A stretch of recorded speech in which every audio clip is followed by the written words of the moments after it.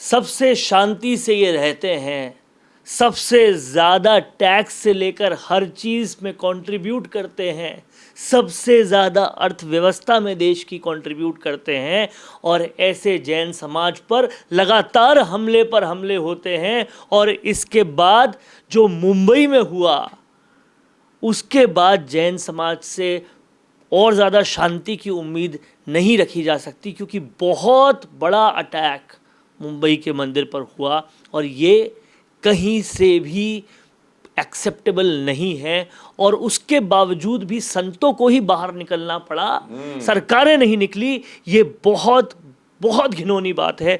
इस पूरे मामले पर बात करने के लिए मेरे साथ जैन समाज के राजनीति का सबसे बड़ा चेहरा, एक्स कैबिनेट मिनिस्टर, राजस्थान की राजनीति के चाणक्य चंद्रराजी सिंघवी है।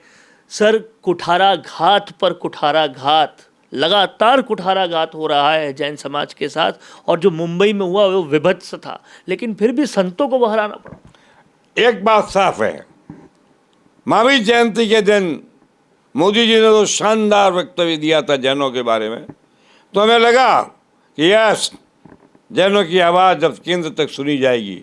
लेकिन समेत शिखर की घटना, साधु और जाने वाले व्यक्तियों पर हमला, मध्य प्रदेश से मारपीट, राजस्थान अनूप मंडल का आतंक, केसरिया जी के अंदर जाति दंगे, और इसके बाद महाराष्ट्र जैसी जगह में जो सांप्रदायिकता विहीनता का सबसे बड़ा उदाहरण है, जहाँ पर कभी इस प्रकार का आक्रमण नहीं हुआ, वहाँ विट्ठलवाड़ी के पास एक जैन मंदिर को विध्वंस कर दिया गया।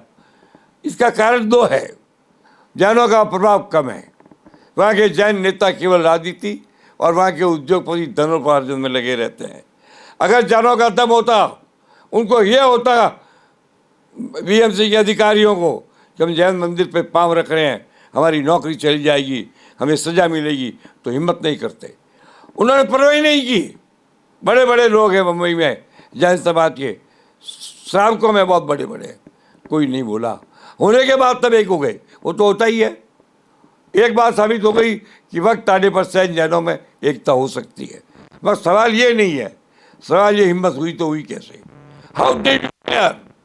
इसका कारण है कि महाराष्ट्र का जैन नेतृत्व बहुत पंगु है, कमज़ोर है, असार्थक है, और उसकी कोई दम नहीं है। ये तो बाद में एकनाथ शिंदे और उनके समर्थकों ने जोर दिया, और इधर संतों ने किया विद्रोहात्मक आक्रमण, ज़बरदस्त ताकत के साथ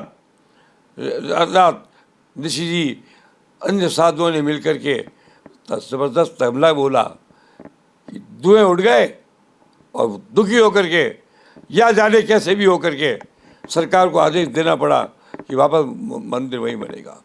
मैंने उसके बाद, मैं महाराष्ट्र में कई जगह रहा हूँ पदों पर, मैंने भी लोग कोशिश करके कहा है कि नहीं, खाली स्थान देने से कुछ नहीं होगा, करना चाहिए। इसके अलावा जिन अफसरों ने ये कायराना हरकत की है, उन्हें बर्खास्त किया जाना चाहिए। उस डिपार्टमेंट के लोगों को ज़बरदस्त झटका मिलना चाहिए। तो कहीं ना कहीं ये एक बड़ा मैसेज है चंद्रराजी सिंघवी की तरफ से कि महाराष्ट्र के जो जैन नेतृत्व के लोग हैं, केवल धन संवर्धन में मत लगे रहिए।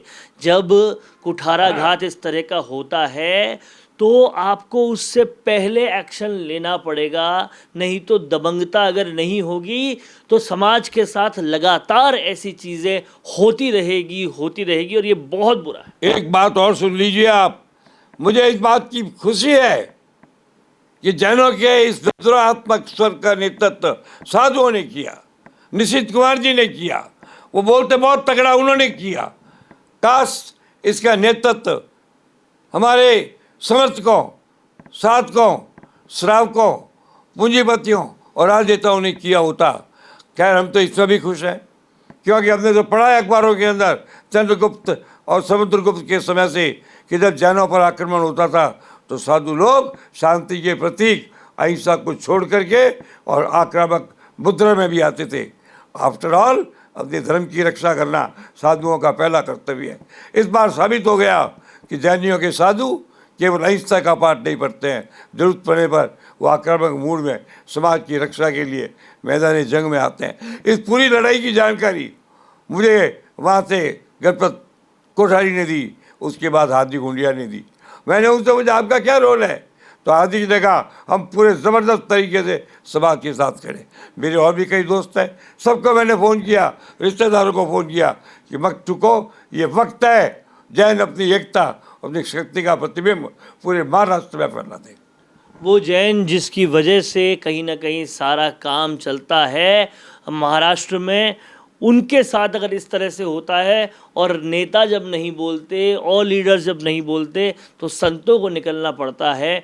ये वाकई एक उदाहरण है इस बात का कि अगर तुम नहीं करोगे तो ये मत समझो कि जैन समाज में कोई नहीं करेगा। संत जब आगे आएंगे तो प्रलय हो जाएगा, और वो हो रहा है। संथारा वाले मामले ने पहले दिखाया और अब इस मामले ने दिखाया कि जैन जब एक होते हैं तो फिर कम तादाद वाला धर्म आप नहीं बोल सकते उनको, क्योंकि उनकी एकता में जो ताकत है वो शायद और कहीं नहीं है। आप देख रहे हैं संवाद। कैसा लगा ये वीडियो कमेंट करके ज़रूर बताएं, क्योंकि ये संवाद है भारत का, भारत के लिए।